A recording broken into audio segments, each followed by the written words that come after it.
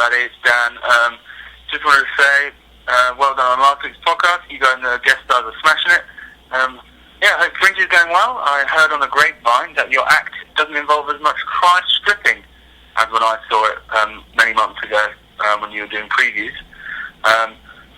Although that was mostly crying and stripping, so I suppose it only makes sense that it was kind of do less of it. It's probably still a huge chunk of the act, I'm sure. But I hope you're doing really well. I've been told you're doing really well. And I hope you're having a good time. Just also wanted to say best wishes for the new podcast, the new episode, Morgan Rees. Very funny guy. Hope you have a good time.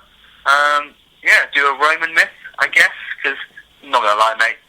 Having a lot of feedback from fans, and people don't like Greeks anymore. Don't know what it is. Maybe it's Brexit. I don't know. Anyway, have a good time, man. Bye! Welcome to Myths. I'm Matt Huss. And I'm Dan Rhodes. Whether you know about Theseus or you're revising your syllabus, If you want tales with a bit of jest, or you just want to hear about incest. What? What? It's really interesting. Welcome to Myths. Welcome to Myths. At the moment at the Fringe, it's like week 3, and I'm just kind of like eating lots of junk food at the moment. Because when I first started, I was like, I'm going to eat salads every day and be really healthy, have all the fruit. I don't think I've looked at an orange for the last month. Oh, I bought some bananas yesterday, devoured them all. La-di-da. It was, and it was organic. And it was, I just popped into Sainsbury's. I'm going to try and not drink for a few days. I think that's it as well, because like every time you go out, because I have some friends come to see the show, and then afterwards I'm just kind of like, well, I guess I'm staying out now, and not even out, but just I'm having a pint a night. But I've had it done for like 2 weeks, so no wonder why I'm tired all the time as well. Yeah, you're going to go to the So You Think You're Funny party? I hadn't planned it, but my flatmate Jamie D'Souza, he's drinking that night, so I do kind of want him to see him drunk. Have you not been drunk with Jamie D'Souza? He's wicked. So we lived with each other and did a show with each other last year. Yes.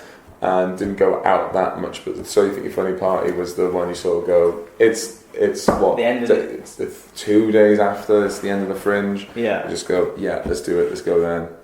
Oh, brilliant. Hello and welcome to episode 79 of Myths Podcast, and again we don't have our regular my co-host Dan Rhodes. I'm here, Matt Hoss, and I have a beautiful, a dazzling young man who I'm glad to call my co-host for today, and that is the amazing Mr. Morgan Rees. How are you? Very well, thanks. Thank you very much for having me. Looking forward to the show a lot. Yeah, it's pretty. I was actually. Because this is an audio podcast, a lot of people struggle to not know what podcasts are, but a lot of people think they're video. But since it's an audio podcast, on the way here I bumped into Chelsea Birkby, and she said, because we're both handsome men, we should describe each other for the podcast listener. Okay, so not we describe the other one, or describe ourselves? Well, I think we better describe the other one, I feel like. Okay, sure thing. Yeah, so do you want to go first, or do you want me to describe you? Okay, I'll go first. Okay, you're nice. You've got a nice frame. Yes, that's good. You've got I like a very that. nice frame. You've got a lean face. Thank you. You've got artistic dimples. Oh, do I? Oh. Yeah, just around the smile when you smile. Your hair looks tailored. This is honestly the best day of my life. Your facial hair looks like a conscious decision. Yeah, it's very much, this is fringe laziness at the moment. It's like pubic beard, if you know what I mean. Well, I gave up shaving out of pure laziness, and it just happened to coincide when beards were in. Yes. So my laziness became a fashion statement, and my fashion statement was, fuck this. Yeah. yeah. But you have hair. It's a very gorgeous beard, I'd say. You look like a sailor from like you're going to hunt Moby Dick. I forgot my beard trimmer. So this is just a 2.5 week beard. I like it. This is good. This is the most manly chat I've ever had. It's great. Yeah, I want to go to the barbers and get it sorted, but I'm fine with my hair. Yeah, so I don't want to go into the barbers and say, what do you want, short, back and sides? So no, I want less beard. I don't know what I asked for. Yeah. Because can you book an appointment just for a beard? I'm not sure. I don't know what you asked for. Do you ask for? Can I have a 3 on the down, please? I don't know. I've always struggled with haircut numbers because there's no chart or anything like that. They assume that you know, but I don't know. And I'm like, if I say a 2, is that too short? I don't. Well, I'm a recent convert to the skin fade. Okay, yeah. You currently have that in... Yeah, so this is about a week in now. Ooh. I go every week and a half, every 2 weeks, yeah. See, I'm a scrimpy haircutter, because what I do is I very much build them up, if you know what I mean. I do it one every about 2 months maybe, and that's it. And that's when I was a teenager, probably once every 6 months, if that, because I had very long hair when I was a teenager, very rock and roll as well. As you can imagine, obviously for the podcast, I've got tons of tattoos, a lot of rock imagery, dressed as a goth right now as well. Yeah. So, but with artistic dimples. So. Yeah, artistic dimples. So are you enjoying the festival so far, Morgan? I am loving it. I'm really, really enjoying it. I've got a bit of a hoarse voice because I've had gin for the last 3 nights. But I'm loving it. It's the first time I've ever done a festival and I've thought of self-care. Like, I'm still going to the gym, yes. And I'm seeing like 2-3 shows a day. And I'm not doing that many shows a day. I'm doing 2 or 3. Yes, yeah. I've done that not rookie error. You're supposed to make the error when you start. You just go, I'm going to do 5 to 7 shows a day. I'm going to be like a New York comic. Yeah. And it gets to Thursday, you just go, I hate New York Yeah. comics. What are they thinking? And then. Yeah, everything about America is stupid. I hate New York. I get that. Yeah, because even this year, like the first week's like, wow, I'm doing all these cool things, but now I'm just like, I'm so tired. Like, I'm still happy. I'm having a great time. I'm just like, I just want to go to bed at 8 o'clock every single day. As soon as my show ends, I'm just like, ready for bed. Yeah, I was on stage at 2 a.m. last night. Oh, fuck that. I did the underbelly Spank. Oh, how was that? I did that as well. Oh, it was really good fun. Again, my hoarse voice, it was a bit difficult, so I had to go to the tech guy. Can you put my level up? He went, why do you whisper? Well, not on purpose. I'm not a whisperer.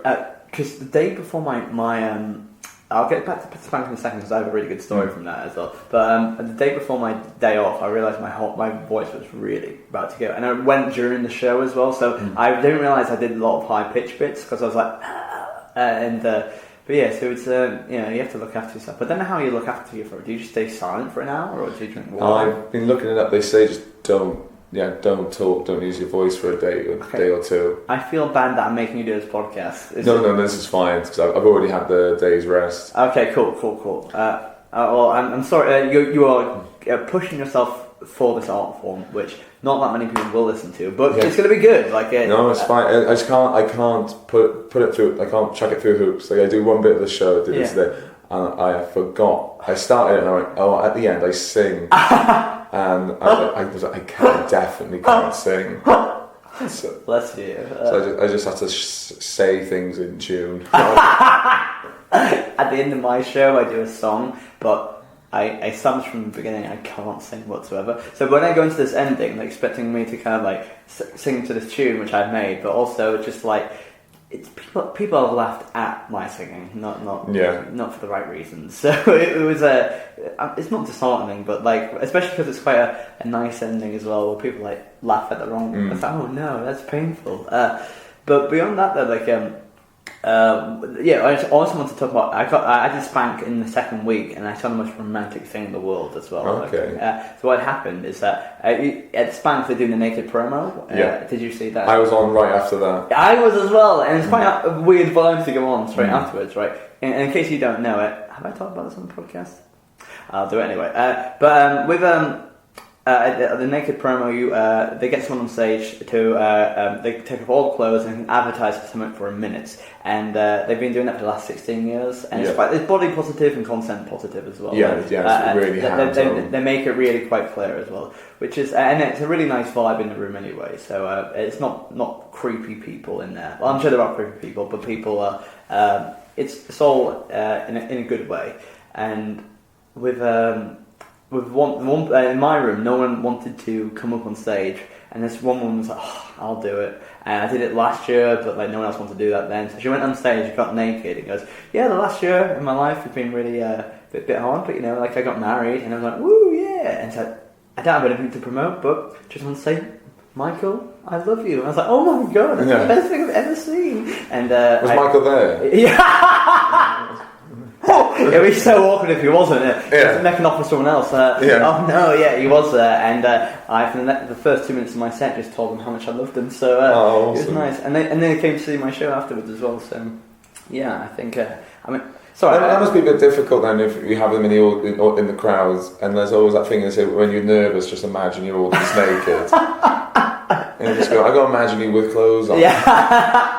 Then for my audiences, it's a very romantic show. So the front of house policy is sit close towards the front and take off all your clothes. Like they get completely naked for the show, and I imagine you with clothes on. Yeah. It makes me feel calm. So absolutely. And yeah, so Morgan, how long have you been in comedy for? I think probably 3.5 years. Yes. Wow. I dipped my toe about 4 and a bit. I was studying mathematics at the time, and I just went, oh no, I don't think there's a career in this. So I stopped. I only did like maybe 3 gigs. Yeah. And then I came up to the Fringe in 2015. I saw a few shows. I went, this is what I want to do. Yeah. And then the following December, again, took me 6 months to decide to do it. The chortle thing came by my university. I went, fuck it, I'll give it a go. That's amazing. So yeah, that was one of my first gigs. And was it kind of like a straight line down there? So you did the chortle thing, and then did that propel you to? Yeah, a little bit. I think, as you know, like comedy careers, and it can go. It can just go, and then just plateau. Plateau. Have you seen? Well, let's not track my career path, because I think it's been plateauing for a while. It's a plateau with a slight increase over 5 years, I would say. That's why it's always taking that step back, isn't it, and realising, oh, actually, I wasn't doing this a year ago. Yeah, I wasn't in this room a year ago. I wasn't open in this place a year ago. So it's just been like that. So yeah, 6 months of starting comedy, I was in the chortle finals. I got to perform at the Pleasance. 18 months later, I was in BBC New Comedy Awards. That's awesome. Yeah. And in that time, I was also the runner-up in So You Think You're Funny. Yeah. And you just go, oh yeah, that's good. This is kind of fun, isn't it? Yeah, and I think the hard thing is when you compare yourself to other people as well. I think that's quite difficult. But yeah, it's good. But yeah, and so what's your favourite? What's your least favourite thing about comedy? Least favourite thing about comedy. I don't know whether it's least. It's just things I just like. I just like the travel. Yes. Okay. Hours and hours in the car. I'm not a night person. I'm not. Yeah. I'm a real morning person. Yeah. I never used to be. It's a new thing this year. Like I'm a 6 o'clock, 7 o'clock riser. Right, it's good, and you have so much time in the day in the morning, because my granddad used to be a farmer, and he said that between 6:30 and 9:30 you get so much work done in that time that for the rest of the day you can't compete with it as well. And it's so true as well. If you do writing in that time in the morning, you have unlimited free time as well. Well, limited free time, but it feels like you can get a lot more done as well. There's less distractions as well. But yeah, in terms of so are you based in Wales at the moment, or based in Bristol? Bristol, yeah. Spread my wings. Spread your wings. Whereabouts? So obviously you are from Wales, but whereabouts did you grow up? Welsh Valleys. Well, I started off in a little town called Tree Harris. I always say Merthyr Tydfil, that's because no one's ever heard of Tree Harris.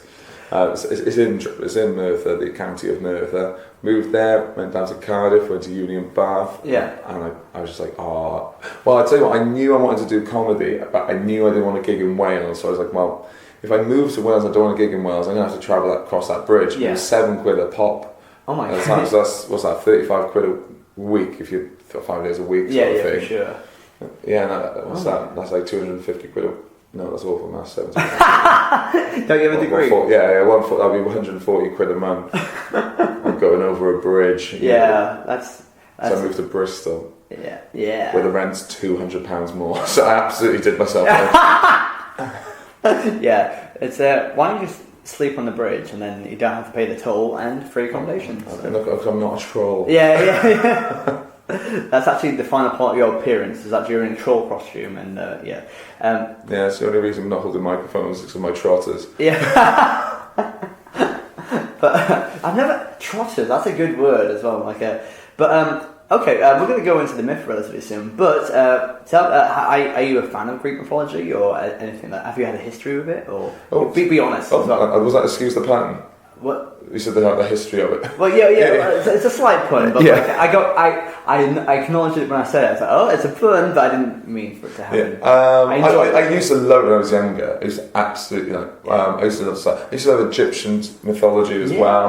My mum used to love it. Loads of stories, all that sort of stuff. I like Welsh myths and all that sort of stuff. We should We should have you on to do Welsh myths eventually. That'd be so cool. If you ever want do you have a quick one we can have? Like I can't remember. Okay, what we're gonna do? Used to like the little poems of them. Yeah. I used to like the Welsh myths. Next year, Morgan, come back on. We'll do some Welsh myths. Does that sound good? Yeah, that sounds good. Yes. I'll give you a couple of Welsh ones. Oh, we'll love that. Yeah. Because we're kind of at the end of Greek and Roman stuff because like we've kind of exhausted it. But so that's what we're doing in comedy plays at the moment. But I think we're going to move on to Norse mythology next, and Egyptian, and then maybe the Bible afterwards as well. But we want to do some like national ones as well. So that's the plan. But okay. So in terms of Greek stuff, what's your favourite? What's headlining? Oh, what's headlining? Headlining Greek mythology. The one I always think about. I'm not sure whether it's Greek or whether it's Roman. Which one was Icarus? Icarus, yeah. So that's Greek, yeah. But a lot of them do cross over quite a lot. But yeah, that's Greek, Roman, and so he made the wings and then he flew away. Flew too close to the sun. This is that episode 3. Really? I think I like that one. Is it Midas? Is that the one where everything he touches turns to gold? Oh yeah, Midas. Yeah. I might say it wrong. Midas. Midas. Yeah. Midas. Is that Greek as well? Yes. Yeah. I'm there in this. Episode 16. Actually, no. Episode. That doesn't matter. But it's fine. But I was going to episode 15. It was. Yeah. I'll edit it in to make it sound really cool. Yeah. Episode 15. Slick. There we go. But yeah. So, are you a fan of the podcast? You listen to all the episodes, Morgan? I've listened to every single one of them, but this one. Oh, you actually got earplugs in right now. It's all not listening whatsoever. Absolutely, just going off what your mouth's doing. Anyway, let's go into the myth.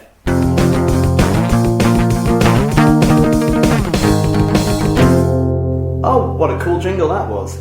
So today, last week's episode, we had Josh Pugh on and we talked about Greek new comedy. And what essentially that was, there was something called Greek old comedy where there was like political plays and stuff like that. And then Athens lost to Sparta in the Peloponnesian War, so they didn't want anything too political. They had like a sitcom-based things by a guy called Menander, and that was the basis of Roman comedy. And today we're going to be doing our first, and probably only, Roman play by a guy called Plautus.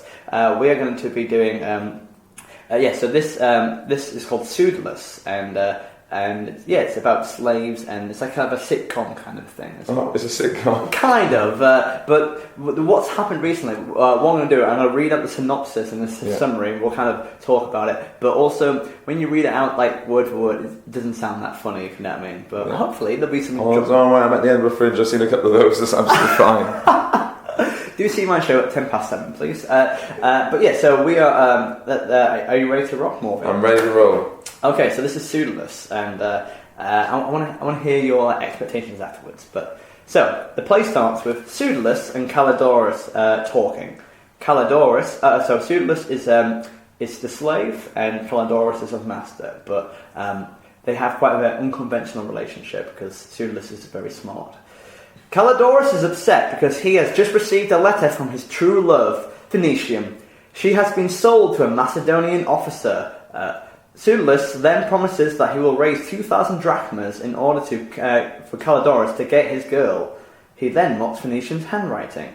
So, a lot of plot straight away. There's a lot to dive into here. Big time. So, Calidorus is in love with a girl called Phoenician, but she's just been sold, because she's like a prostitute apparently, she's been sold to a Macedonian officer. But the slave promises to raise £2,000 to get the girl. Oh wow! So I got this one. I thought she was a slave that was getting sold. Everyone's been bought and sold. Yeah. It's not. I want to say not ideal. I'd say. Spicy times, isn't it?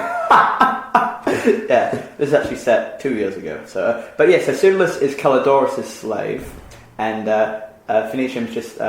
I think she's a slave of someone else who we'll find out afterwards, but she's a prostitute as well. So and the slave is going to raise the money. Yeah. So that I think the role reversal is supposed to be quite funny because Calidorus is like, it's very sad and stuff. Can I make a prediction? Is there going to be a talent competition where the prize is just the right amount of money? Well, not a talent competition, but it is the right amount of money after. Oh, is it really? Convenient. I 100% understand what you meant about sitcom. Yes, right, for sure. Yeah, it has that kind of like like the kind of cheesy element of like, oh, okay, like that eye roll sentiment to it. Well, it's good to know that's still being used today. Yeah, I thought like, "Are you being served?" created that. Yeah. Yeah, this is the "Are you being served" for the Roman generation, I'd say. Are you being served, my master? It's got to be some kind of. Are you being? No, I'll cut that bit out. But the best thing is I edit this podcast and I can make myself sound really good and talented, but then cut out the bits which no one laughs at. But then Ballio, a vicious pimp, comes along, whipping and verbally abusing his slaves. He instructs these slaves to prepare his house for his upcoming birthday celebrations. So he's a pimp master, a slave trader, but also wants to have a nice birthday. It's got a character for everyone. This play, I feel, because who can't hate that person? Everyone's lovable. Yeah, absolutely. Here's a good question: have you ever been, as a kid, or maybe as an adult, have you ever been kind of diva-ish about your birthday? Are you a big birthday person? My birthday is a month before Jesus's, because I'm November the 25th. Oh, cool. And so a lot of my birthdays get joined with Christmas. Yeah, well, but I didn't like birthday parties. I never had a birthday party. Really? I didn't have a birthday party till I was maybe 21. Yeah. Oh my God. I didn't like the fact that people all came together and there was one onus, and that was to have fun. If they didn't have fun, then I had a bad birthday. Oh wow, yeah. I hated the pressure of it. So when I didn't have anything, then people found out at uni. So now I do it every birthday. I don't arrange anything, but then I send text on my birthday saying I will be at this pub from this time, and tend to get more people arrive. Yeah, that's quite sweet. There's less pressure, and also nobody kind of goes into it. But I get what you mean about the mixing, because my birthday's Christmas Eve as well. So I get a lot of Christmas wrapping paper for my presents as well, and it's a very first world problem to be like, well, my wrapping paper is but also it's a bit like people use Christmas cards as well. It's just like, no, it's not the same, and no one's come up for my birthday. But that's a personal thing. So people do not like me. But there was a kid at school that he was just really up his own arse, and then when you become all older, you just go, oh, you're just mean for the sake of mean, and then we just sort of put pound him aside. Yeah. But for his 21st, someone arranged a surprise birthday for him. We all got sent a message. Everyone from school got sent a message. It's we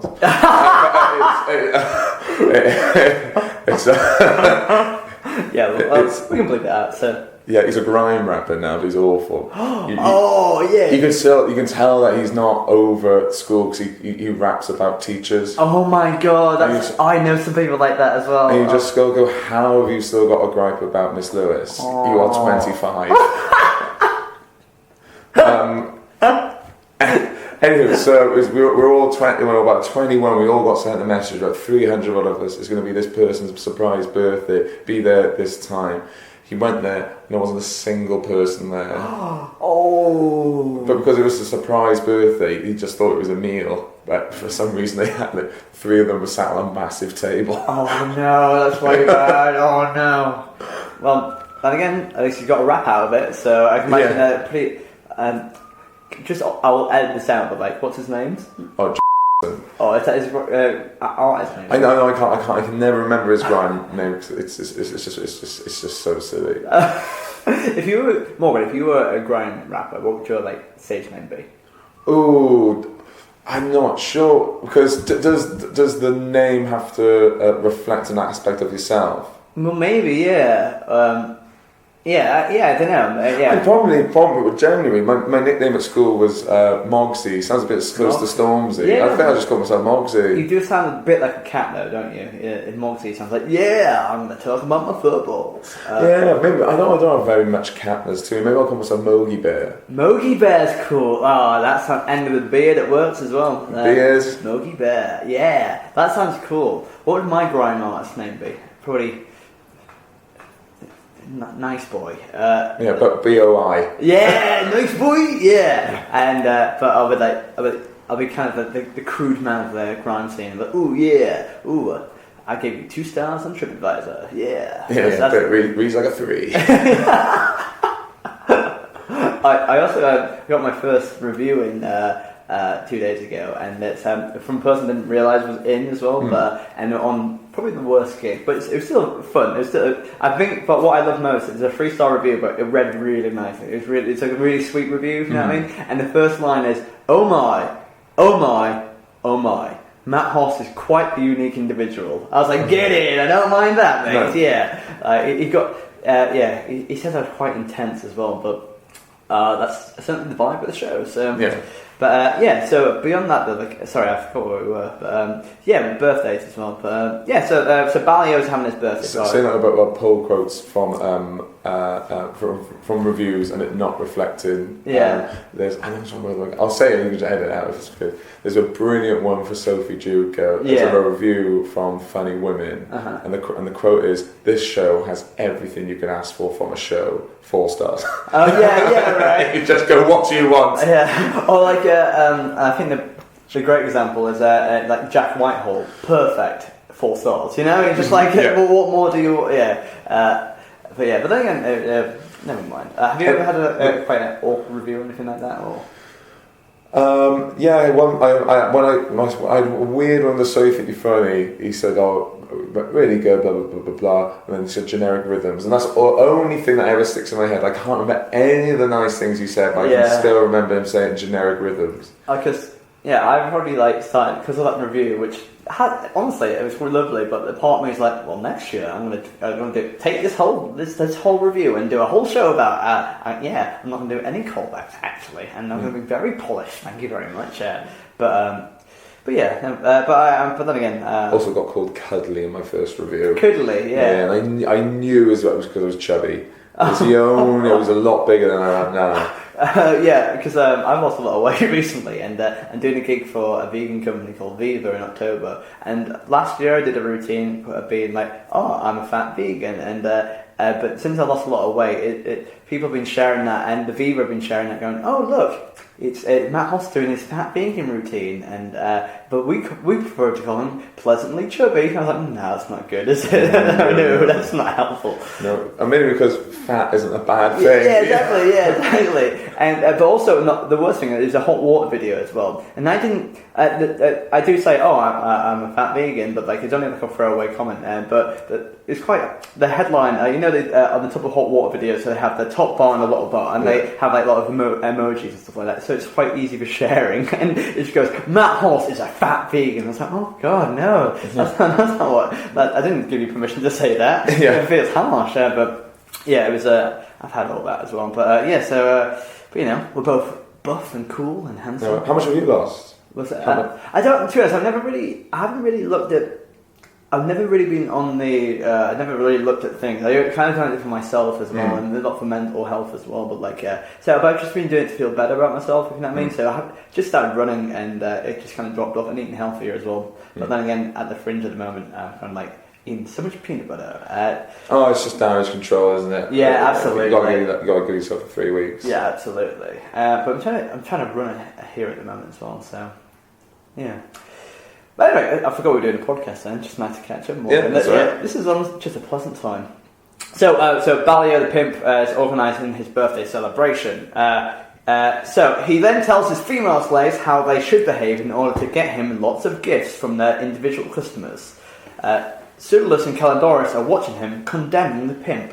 So Balio is from his female slaves, he's trying to get presents for his birthday from all the clients as well. Mm-hmm. So he's been quite mean towards it. And also, I forgot to say, another tangent about to come up, but when I was at university, I was an actor for a bit, but I also directed one play, and I actually directed this play, by the way. Oh, really? Yeah, so I actually did it, so I have in-depth knowledge, so I really got the best out of the characters as well. But then again, one of the actors dropped out 2 days beforehand, and they played a slave boy, and I had to dress up in a loincloth, and I had to do it myself. So how was the play received? There wasn't that many people there, but my mum was there, and it was pretty. I think I'm going to say 3.5 stars. I think. Okay. I think it's I'd say perfect. The Paul review quote perfect, but Yeah, I think it was pretty good, but you know when it's like kind of student thing where people are there on good faith anyway, if you know what I mean. Yeah. So I wouldn't like to look back at it now as well. So and also back then I was like try to be edgy as a director. So and I don't know, I just kind of felt like I didn't do anything too OTT, but just I think I demanded a lot from people. I'm not a hard worker, but I'm very much like, oh, could you turn up on time maybe? And but yeah. Yeah, a real fucking tyrant. Yeah. Do you get that diva element from me as well? Right? Yeah. I'm just so iron fist as well. Well, I arrived 5 minutes late, and you didn't have to spit in my face. Yeah, and I was like, all right, I know you. And the reason we're saying that Morgan's voice is hoarse because of performing, but I throttled him beforehand. And I put up against the wall. But if you ever undermine me again, Morgan, I'll cut you. And you're like, oh, I'm sorry, Matt House, you're so beautiful. I was like, yeah. Shut up. Well, I tried to say that, but I actually came out with...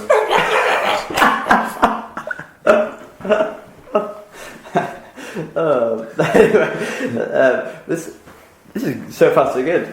This is going to be a long episode. I like it. Let's crack on. So if you have any questions about the directions I took, maybe you think about that. Perhaps. Sure thing. So Pseudolus has a plan. He calls Ballio over and Calidorus pleads with him to have Phoenicium. Ballio teases Calidorus, even saying that Phoenicium is no longer for sale. However, this is clearly a lie. Pseudolus and Calidorus throw a list of insults at him, and Ballio takes them very well. So in the play, it's very much like, you're a monkey, Zanus. He's like, yo, do go on, and stuff like that. So it's a bit of a laugh. Ballio leaves with the deal that if Calidorus cannot get the money to him before the Macedonian officer does, that he cannot get Phoenicium. So there's a race against time here. Nice. You need to raise that money fast. Pseudolus has a plan and asks Calidorus to go off and get his friend before his monologue. During this monologue, he admits that he does not actually have a plan and he is intending to make it up as he goes along. Ooh, We've all been there. Yeah. Have you seen my comedy show? So yes. It's have you ever had have you ever been in a situation where like you've got to get like a partner a gift or something like you have to think on the spot, or what's the best piece of improvising you've ever done, not on stage but like on your day-to-day life? Have you had any of those moments? Yeah, probably best bits of improvising. Definitely when you don't want to talk to someone at work. Oh yes, this is good. Or I'm trying to think now. When you're mainly trying to avoid contact with people. Okay, good excuses. Yeah, I think that the good excuses you put a little bit of truth in there as well, just for that.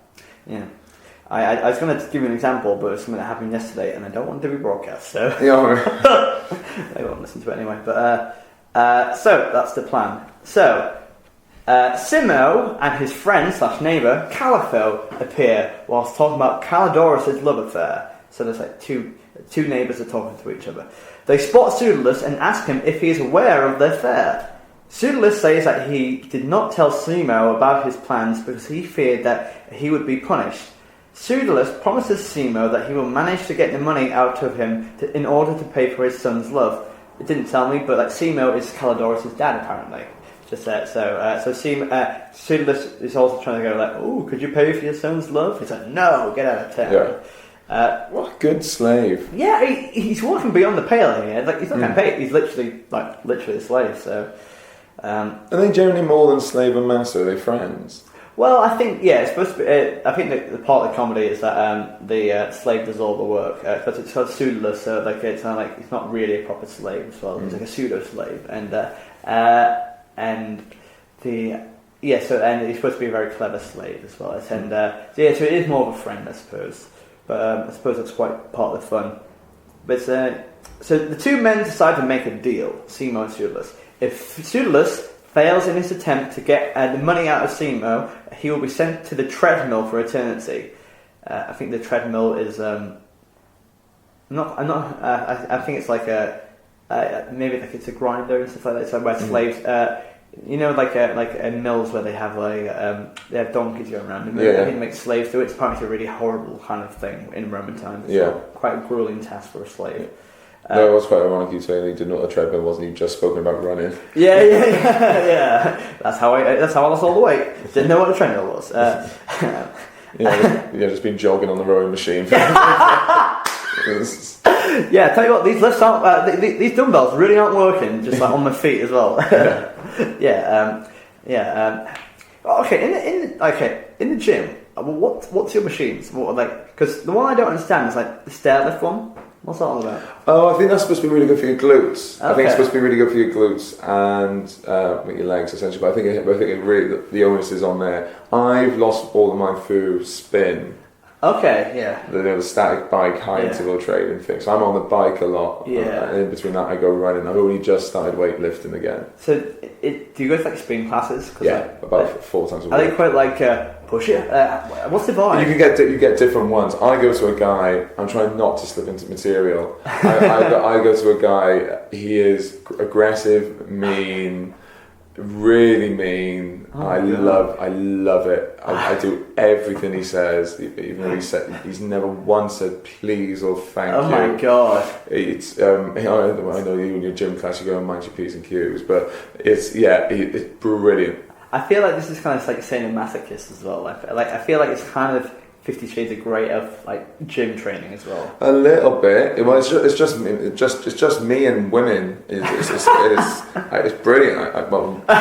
It's dark. It's how it sounds creepy and creepy. It's just me and women. It's totally dark. I'm chasing after them on the bikes and stuff. Yeah, man. We're all dripping in sweat. I like house and dance music as well. Yeah, so to me, it's just like listening to my favourite tunes while exercise, which is like I'm now one of those people that look forward to exercise. Oh god, yeah. I think with me it has to be a regular thing. So if it's in the diary, I'll do it. But I don't enjoy it. I don't enjoy any sport. I've started.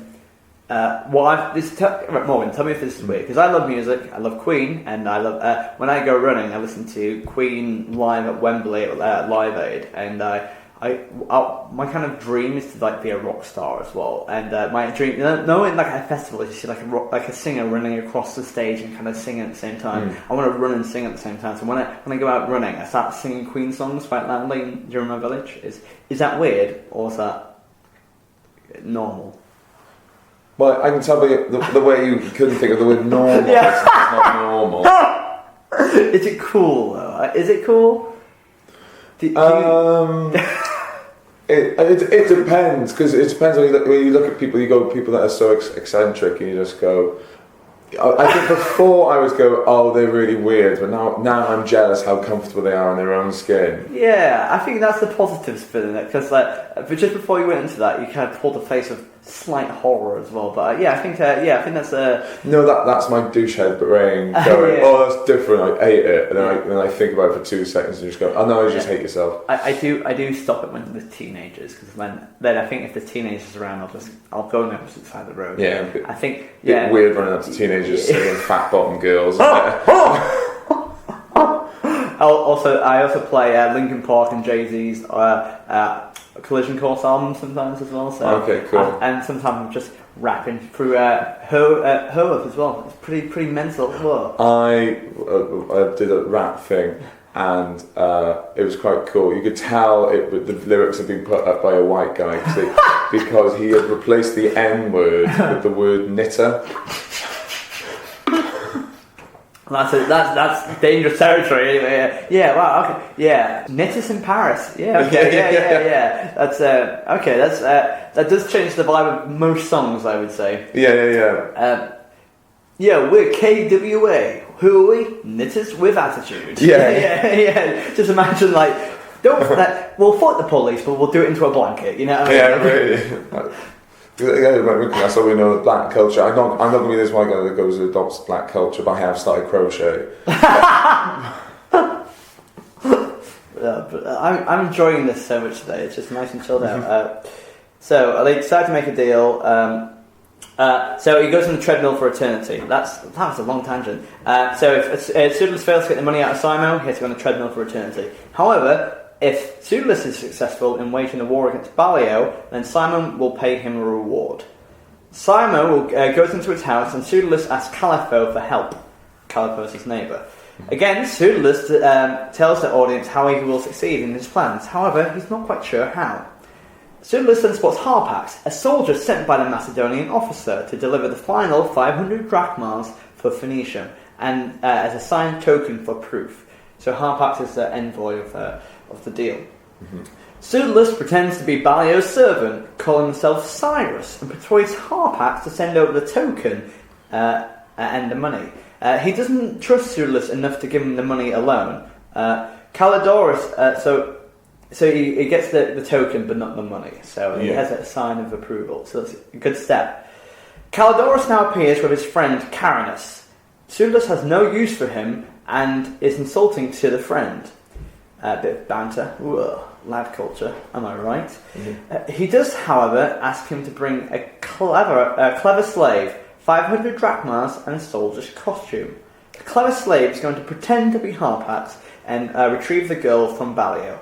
Carinus is willing to help, and Pseudolus is confident in his plans. So they're going to dress up as the thing, only pay £500, and with the sign of approval, hopefully helps out. And now this is the character I played on stage. Oh, so you directed and... but someone dropped out, so I had to do it as well. Yes, you would say, I wasn't sure whether you were like Clint Eastwood. In many ways I am like Clint Eastwood. And so this is the character I played, and this is the name of the character. An ugly young slave boy appears. So I could have been any other character, but ugly slave boy. You kind of have to wonder why the other person dropped out as well. So, yeah. Was that what? Did they have a name, or were they just ugly slave? Ugly slave boy. Ugly slave boy. Yeah. So maybe that's your rhyme name. Yo, ugly slave boy, but B-O-Y. Yeah. That's actually really good. Ugly slave boy. Yeah. I like that. Yeah, and what was yours again? Mogi Bear. Mogi Bear. Can we start a grime album between us? Sure thing. Mogi Bear and Ugly Boy, yeah. That sounds like a nursery rhyme. Yeah, I like it. But next year we'll bring some Welsh tales, Welsh myths, and we'll also write that story as well. Wicked. Next year. So the ugly young slave boy appears, and complains about Ballio and his treatment to slaves. Ballio then comes in with a cook that he has just purchased from the market as a slave. Ballio argues with the cook about price and accuses him of being dishonest and stealing. The cook gloats and makes up a range of herbs that he is using in his supposedly amazing dishes. So he's trying to get his work across.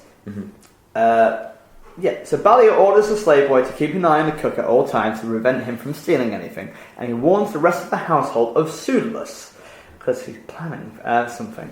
Simea, a clever slave borrowed from Carinus, arrives dressed in military clothing.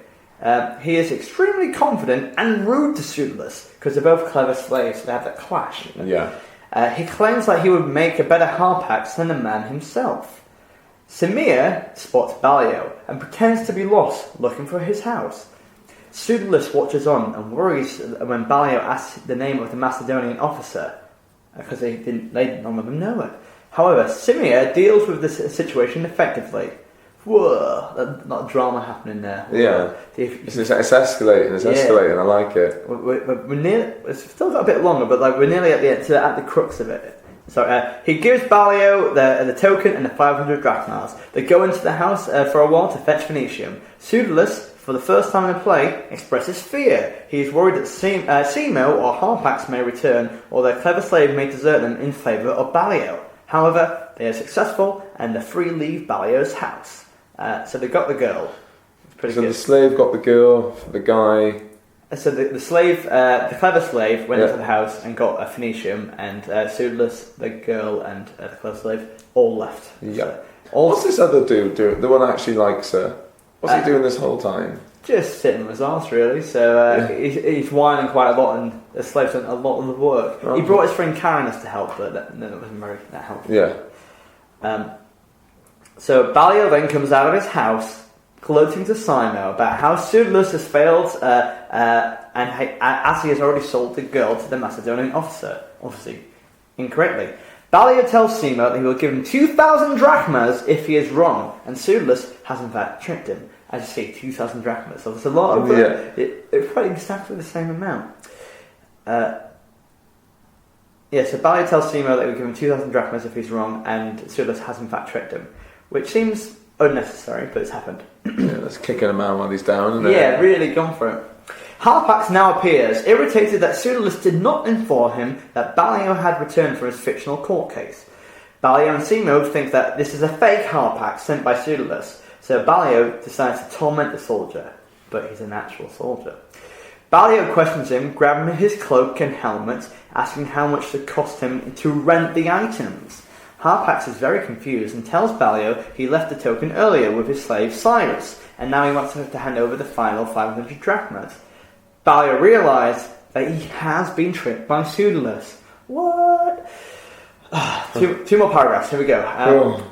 It's long, isn't it? Yeah. Yeah, that's alright, but I'm liking it. Yeah. So at this point, the clever slave, the loyal slave, and the girl have disappeared, have gone. Yes, so but Ballio thinks he's won. He made that deal in his hubris, and now he realizes he's made a big mistake.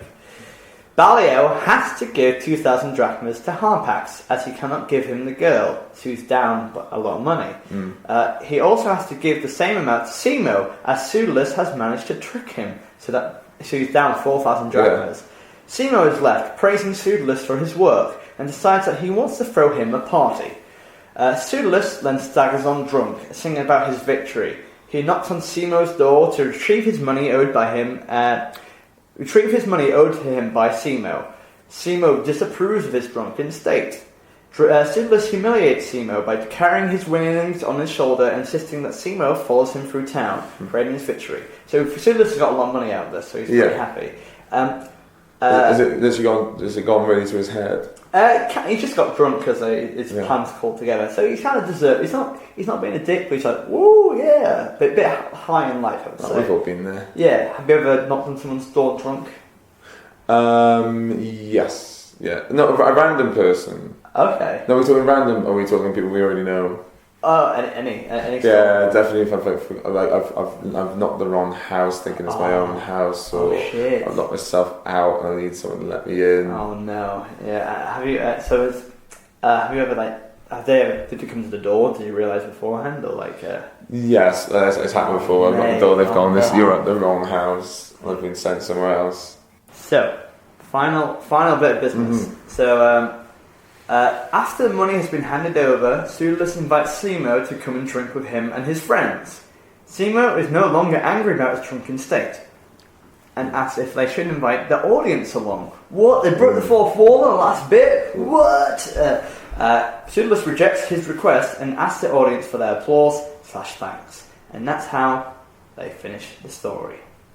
Did we enjoy that? I did enjoy that. There was a bit of a dick move at the end from Pseudolus going, I don't want you there, I just want your praise.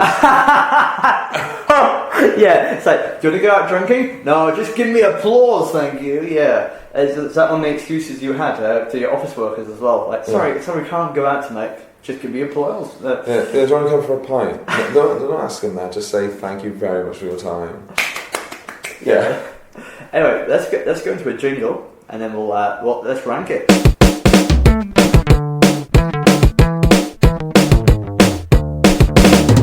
All right, so I hope you enjoyed this podcast as well. But have you ever heard of this before? Have you ever? What's your reactions to it? How do you feel? Reactions? I'm so surprised that such a classic format was about that long ago. Clearly must be, because clearly the ones I'm thinking of were influenced by that. Yeah, absolutely. Yeah, and this model was seen with Menander as well, but more so so that's where it started with Menander. If you and it's quite basic stuff, but it's quite interesting, that kind of model, and what it is, it's stock characters. So Pseudolus isn't a big character, but it's just stock. And that also influenced Commedia dell'arte and stuff like that. So it's all linked, all of art kind of links together as well. All response to stuff as well. So. It's fascinating, isn't it? Yeah, I think it's still very. I don't want to be in that PC gone mad sort of thing, but the fact the slaves and the masters are friends are a bit icky. Yeah, it'd be different if it was written yesterday. Yeah, you sort of go, oh, that's very tongue in cheek, but they still had slaves then. Yeah, it's as I said, a lot of these myths are quite a lot of them, particularly like Zeus and stuff like that, a lot of them like, then Zeus raped a girl. It's like, well, this is awful. And people are like, oh, but lovely mythology. It's like, oh no, a lot of it's based on like cruelty to women. So, and it's all quite it's as I say, like I think, but then it's the context of the times as well, and and also that's part of Roman culture and society, I suppose. But if it would be alarming if it was. But also the kind of, I suppose the depth of that is that the humour is coming solely from the fact that people think that, oh, a slave being smart, ha ha ha, that can never happen. I think that's the point of it as well. So it does come from a bad place, I suppose. But then again, it's just the times, I would imagine. Yeah. But, so it's just more jokes for now. Yeah. We don't want all this bloody pathos. At the 40-minute mark, the slave dies. So But the thick ones we don't care. So we're going to rank this episode, and we do it in 4 areas: life skills, morality, creativity, and the WTF factor. So in life skills, it's what practical things have we learned? What things in terms of can we use in our day-to-day lives? For example, we learned how to make deals and how to earn 2,000 drachmas really fast. We learned how to dress up as a slave. Yeah. We learned how to give insults out to people. Well, it depends on I guess your content of character, but being able to lie is pretty practical. Yeah, that's a really good one. Really good. And but also how to think quickly. The sharpness of it all is pretty good. Also, a lot of deceiving and a lot of. And also, they went out to get a costume and they knew exactly where to go. Yes, exactly. Yeah. And this was before you could Google. It's imagine that Venn diagram if it was about slaves, but also Google was invented at the same time as well. But that Venn diagram. But we also learned. Also, we don't really hear much from Phoenician as well, or how Calidorus. They don't really mention it, but Calidorus and Phoenician do meet up and they like kiss on stage and stuff like that. But it feels not really that important at the end, does it? We kind of forgot about all that. And do we feel bad for Ballio, who also, he was also quite a harsh master, but he also no one turned up for his birthday as well. They also missed this fact out as well. But so I suppose it wasn't too crazy, but we learnt some stuff. So maybe a 5 out of 10. I'd say so. What mark out of 10? So let's do 5 out of 10. Next up is morality, and it could be bad or good things as well. So what moral things have we learned? What are the moral messages from here? I'm recently trying to work out my morals. So I think I've become more of a moral conscious person. Oh, cool! Just generally, I think so. I think for a while I used to go that innate feeling of moral. So if I do this thing, is it right? If I do this thing, is it wrong? I think before I would go, if someone saw me do this, would they tell people? I think, absolutely, but morals. Oh, it's low, isn't it? Well, let's go through it. We learned that it's not okay to. Slaves aren't really okay. We learned that we shouldn't pimp people out in order to get gifts for your birthday. I think we learned that you shouldn't really send your slave to do all the work whilst you sit and when you're also not doing anything. We learned don't make deals that you don't want to commit to as well. Not much. Don't call people a young, ugly slave boy because it hurts their... or mock people's handwriting. Yes, that's a good one. We also learned Also, if someone invites you out for a drink and you don't want to, don't ask them to applaud at the end. There's a lot of 2 wrongs make a right in this, I think. That's a big one. So maybe a 3 or a 4? I just got a 3. 3. I'll put 3 down, Next is creativity. I'm gonna let you take the lead on this. Do you think it was creative or not?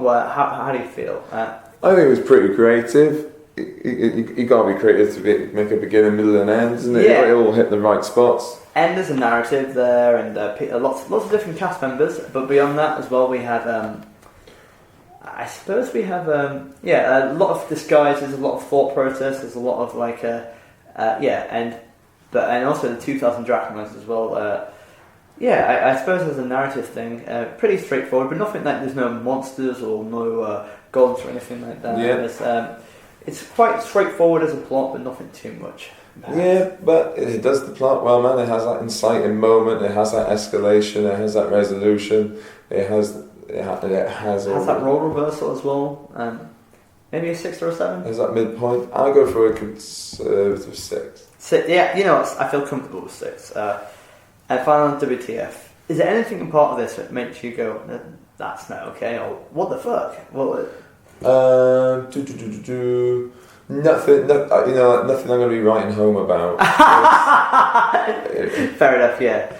The slaves again, but obviously that's a modern point of view. And I guess trying to being a horrible slave master and also trying to get people for your birthday. I think that's a weird thing. That's a weird dichotomy, isn't it? Yes. Also, the fact that he bails on applause at the end is quite weird. A parade through. Yeah, breaking the fourth wall right at the end. That's pretty ballsy. Yeah. Also, the fact that Balliol insults the real Harpax because he thinks the fake Harpax as well. So.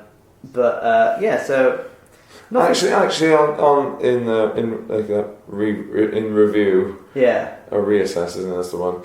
It's pretty WTF, isn't it? We also remember the cook as well. He was a bit weird. Oh yeah, that bit. Oh yeah. I think nothing too crazy. Maybe a 5, maybe 4 or 5. I'd just go 5, I think. Yeah. Oh, brilliant. So you're a mathematician, and I'm quite bad at maths. So add this up for me. 5 plus 3 plus 6 plus 5 equals. You got this. So 5, 10, 8, 14, 16, 19. That's it, right? Yeah. Fucking kidding. Genuinely, more because I'm under pressure as well. Oh, yeah. So 19. So quite not a big score to be honest. But yeah, did you enjoy Pseudolus? Yes, I did. I liked it. And thank you so much for coming on the podcast. It's been an absolute privilege to have you, Morgan. And where can people find you online? You can find me online. I haven't got a Facebook page. I don't know how I feel about them. Yeah. But I have definitely got a Twitter. I've definitely got an Instagram. Follow me on both of those. They are Real Morgan Rees 5. Why Real Morgan Rees 5? I just thought it was funny. Yeah, it's quite funny. Yeah. Just because I saw so many people doing it. Morgan Rees is a really common name in Wales. Actually? It's a really common name in Wales. Oh. So that's why I just thought it'd be quite funny to call myself the Real Morgan Rees 5. Yeah, because that's great. Do you have any upcoming things that people can see about? Or I'm on BBC One Wales on 26th of August. I don't know when this comes out. Otherwise, watch it on BBC iPlayer. In the new year, I've written for a sketch show again, coming out on the radio waves. There's a couple other projects on the back burner. We'll see if anything pops up. Oh, brilliant! But yeah, there are some things in the pipeline, but they haven't yet to be confirmed. But those are the confirmed ones. That's amazing. And please check out Morgan's stuff. He's an absolute legend and heartthrob with trotters. But yeah, and thank you for listening to this episode. If you want to check us out, you can give us 5 stars on iTunes and or wherever you listen to this. But also you can send us an email at misspodcast@gmail.com and find us online at misspodcast on Twitter and Facebook. Join our fan club. And on top of that, why don't you donate to our Patreon, because we need the money. So you can do that. And you can see my show. Where can people see your show? It's coming out, if you're in Edinburgh and you listen to us straight away, where can people see your show? The show, if you're in Edinburgh, it is 11:45 a.m. at just up the stairs at the Caves. It's a morning show, but trust me, the laughs are still thick and fast. It's called Coming to Terms, and you're doing it with Riordan. Yes, Coming to Terms, and with the brilliant Riordan DJ. Yes, don't know, man. Don't know. Was it Leicester Mercury nominee, one total? Riordan, what's he win? Riordan's my flatmate as well. He also appeared on the last episode. I didn't explain it to the listeners, but on the last episode we do a blooper, and Riordan came with his shopping whilst Josh Pugh and I were just doing a podcast. Oh, really? I kept it all in as well. It was stifling.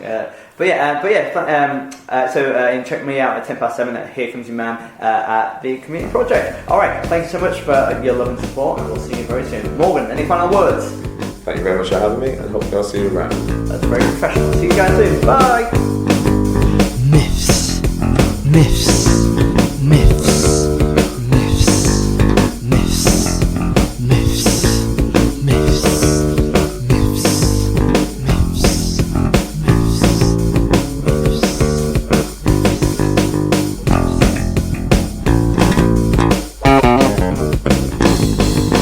myths. Alright, so this is a post-podcast thing where Morgan and I, we didn't actually find out what Riordan won, so we're going to go into his bedroom. He's watching cricket right now, or we hope. And we're going to see, we're going to knock on his door and find out what he won. Here we go. Are you ready, Morgan? Yep, let's go. Okay. Hey man, how's it going? How are you? How was it? We sat on the floor. We don't get a very good signal here. Looks like you're having a mental breakdown. Well, I am. You could say that. How was it? Was it good? Good. Yeah, it wasn't too bad. I was plugging you at the end. Oh, really? And No. I couldn't remember what you won. So you won short, or what was the other ones? And we are recording it now. That's the only proper really one. Oh, The really? Froome new act of the year. That's And the one. Gloucester new act of the year. Wow, that's Yeah. your Popular eyebrows villain. went so high up there. From new is that the medal you're wearing now?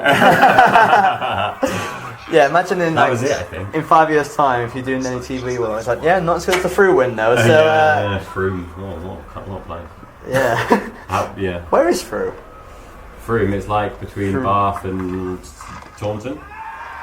That's where the magic happens. All right, thank you very much. Yeah, come over.